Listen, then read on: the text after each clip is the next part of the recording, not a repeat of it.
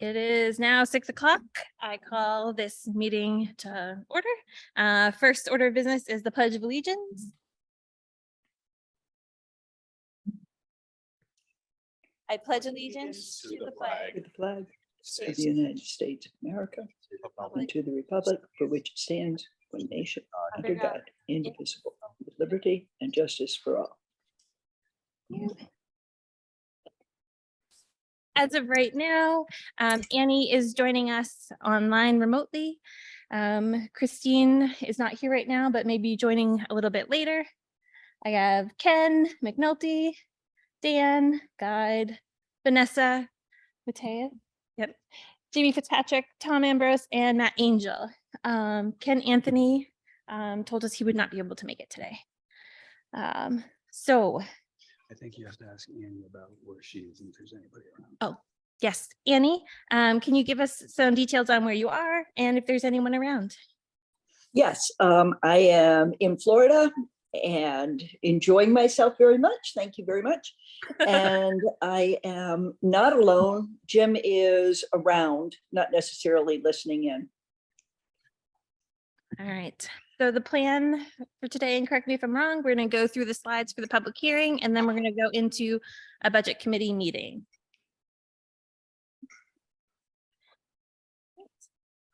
I'm going to stand up. Already started. All right.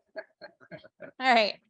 Welcome everyone to the Sanborn Regional School District public hearing for the fiscal year 23-24 budget. Matt is going to move us along. I thought it would be nice to start off to just show that this budget is built or is done in collaboration with the budget committee and the school board and the administration. School board will be joining us for the deliberative session, and today we have Tom and Matt from the administration with us. Kind of already did roll call for the budget committee. And so next slide. Talk a little bit about the budget process. The school board is responsible for determining the goals and priorities. And then the school administration and the department heads formulate a budget, and it's collaborated with the superintendent and presented to the school board and the budget committee.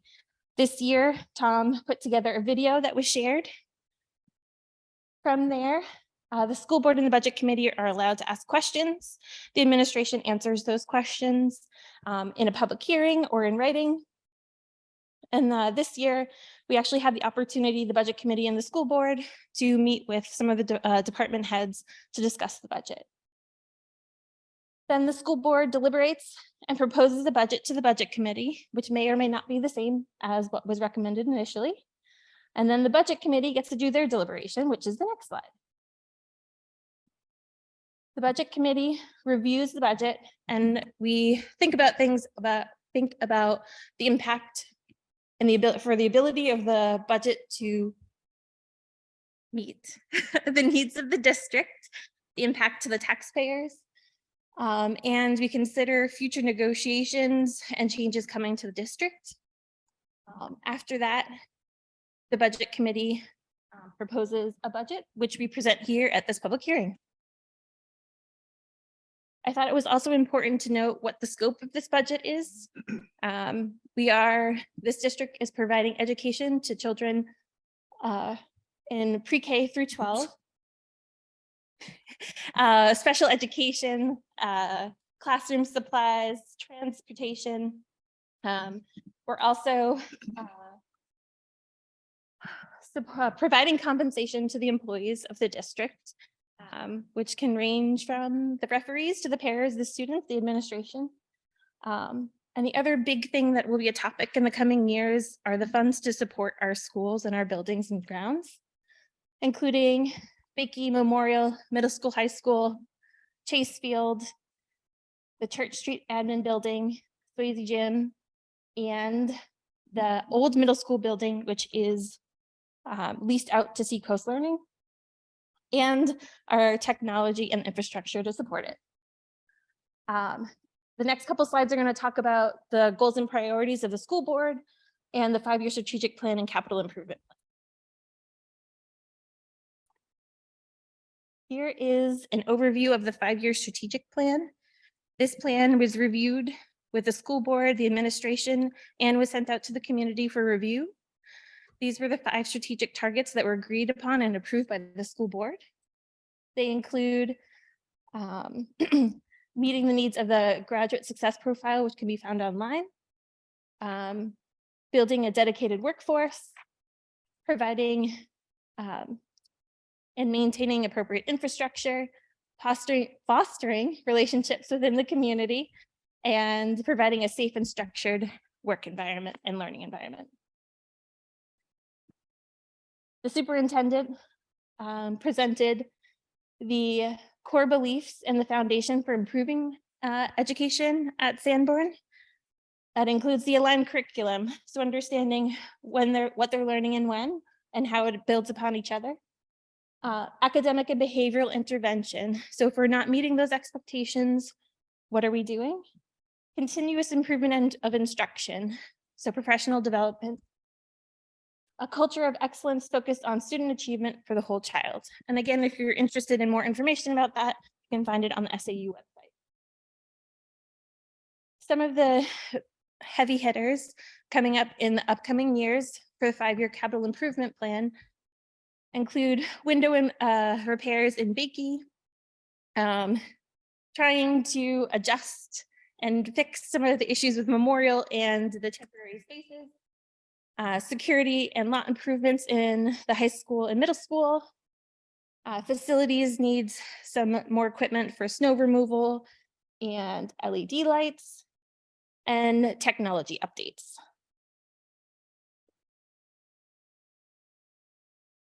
Other things that we consider when we're looking at the budget proposals is that the high school bond is going to be paid off in August of 24, and how that's going to reflect in the budget, how we're going to maintain our infrastructure, how we're going to, what the potential impact of Fremont contract ending in June 2026, and being able to balance outcomes and watch costs. And here comes the part where I have to read it word for word. All right, so here we go. Article 3, operating budget. Shall the Sanborn Regional School District raise and appropriate as an operating budget, not including appropriations by such special warrant articles and other appropriations voted separately, the amount set forth on the budget posted with the warrant or as amended by vote at the first session for the purposes set forth therein, totaling $38,730,592. Should this article be defeated, the default budget shall be $38,758,474. The same as last year, with certain adjustments required by previous action of the Sanborn Regional School District or by law, or by the governing body may hold one, or the governing body may hold one special meeting in accordance with RSA 4013, 10 and 16 to take up the issue of a revised operating budget only. This warrant article does not include appropriations in any other warrant articles. I believe we have articles 4 and 5 later on in the presentation. Right. So the current budget is $37,339,353. If we're going to compare that to the proposed budget that we just discussed, it's a difference of $1,391,239, which is a 3.73% increase over the current budget. The default budget was also covered in Article 3. Compared to the current budget, it's a $1,419,121 difference. That's an error. Need to fix that, but a different increase over the current budget. But the main point is the proposed operating budget is $27,882 less than the default. So in that slide, we talked about the increases to the operating budget. This is a summary of those increases. collective bargaining agreements that were already voted upon, health insurance changes, which could be people coming in and out of the program or the health insurance rates going up, retirees in the early retirement program, special education, and other items that have been lumped together for that $1,391,239 increase. This slide here talks about the history of returned funds to the taxpayer. You can see there, we've kind of talked about it for the past few years, but I'm going to throw it in there anyways, that there were a couple years that we returned a lot more due to COVID and the pandemic. But overall, this year, we're returning, the latest amount is $1,175,125. And this table here, another consideration when are reviewing the budget is the impact to taxpayers and the tax rate. So these two tables here talk about Kingston and Newton and do a comparison of the tax rates. Again, you can notice a difference for the pandemic and how that impacted those return funds impact the tax rate. But you can see that we've actually are lower than pre-pandemic rates or close to. So a pretty flat rate across the board for both Kingston and Newton, if we considering the COVID. All right. And here's just an overview. And what people are really looking for is that overall, again, here's the calculation for the estimated tax impact for Newton and Kingston. So the increase to the tax rate plus the current tax rate in Kingston and Newton. And the value I want to share today for a $300,000 home in Newton, the tax impact for this proposed budget would be $5,817 for the year, or a $459 increase. For Kingston, for a $300,000 home, it would be $5,595 or a $444 increase. This is just for the proposed budget. Default budget is higher, so those numbers would be higher if the default budget passed.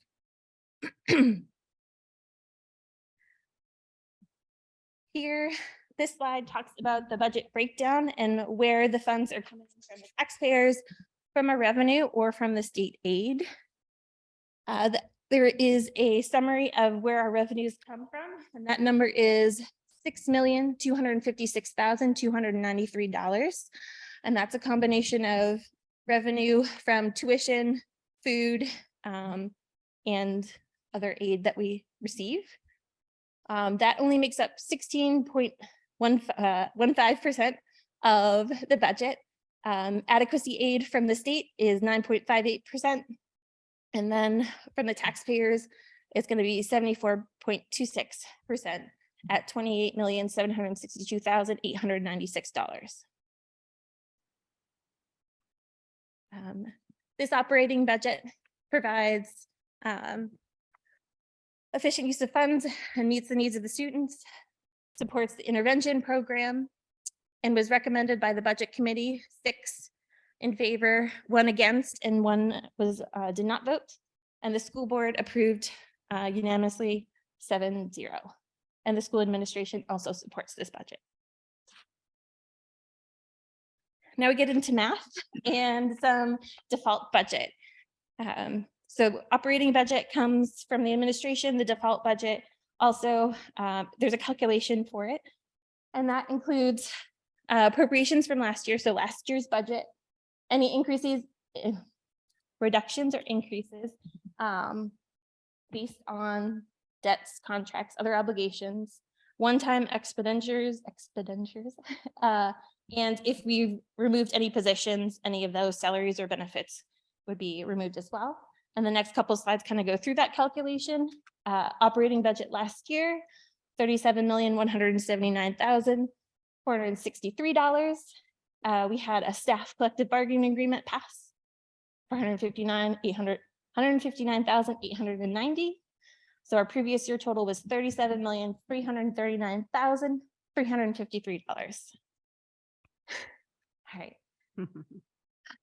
So this is where we talk about the reductions and increases based on things like transportation, utilities, our leases, insurance. So that difference, when you add them all up, is an increase of $1,419,121.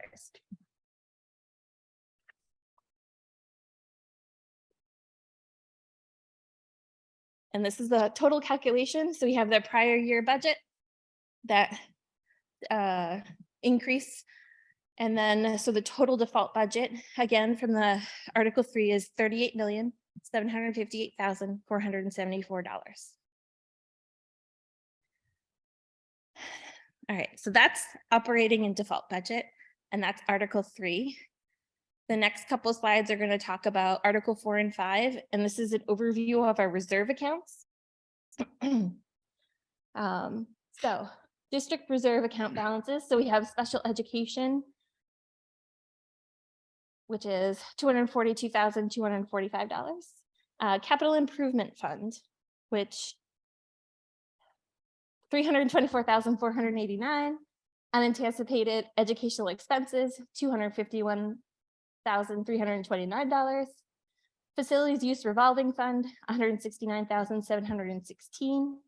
Unanticipated utility cost expendable trust fund, $75,371. And the contingency fund for RSA 198-4B is $537,817. So this, Oops, I'm sorry. it's okay. I think the contingency fund is based on the RSA and how much money, and that is used for emergency use only. A lot of these other ones are from articles previously put into place and that we voted on. And it will come from our leftover money unexpended funds, correct, Matt? Yes, surplus fund balance Surplus in the fund. past had funded. Yes, thank you. And then Articles 4 and 5. Somebody else want to take those away? All right, thank you, Jamie. So I'm just going to read these verbatim, which is what I'm required to do. Article 4, unanticipated utility cost expendable trust fund. Shall the Sanborn Regional School District vote to raise and appropriate up to $75,000 to be placed in the unanticipated utility cost expendable trust fund previously established?